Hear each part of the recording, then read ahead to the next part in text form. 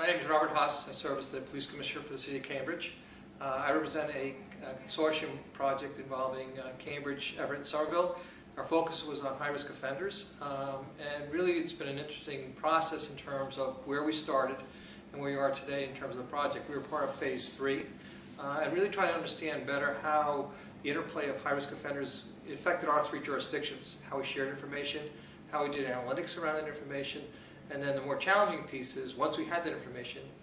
how do we start to effectively deal with high-risk offenders, knowing that they have a tendency to commit a disproportionate amount of crime within our communities, and really instead of staying in this reactive mode of waiting for them to reoffend, rearrest, reincarcerate, and waiting for them to come back out again and reoffend, we started to think about, is there alternative approaches that we should be taking which change the way we think about policing, and really understood that most of these folks do come back to our communities, that in fact there has to be a better way of offsetting future crime and future victimization, and start to work around some of the work we've seen around with David Kennedy in terms of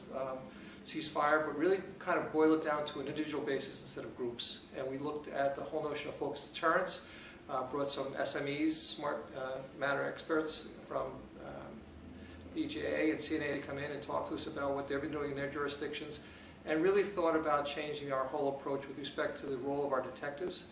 Our detectives acting as more of caseworkers, not just investigation of crime. So I think we're moving in a whole new era in terms of how detectives' role and mission within departments are.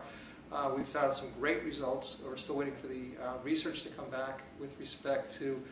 the efficacy of that approach. But we're now looking at, as we move into beyond this focus in terms of adults, what does it look like for high-risk juvenile offenders? And how do we keep juvenile offenders who've already been into the system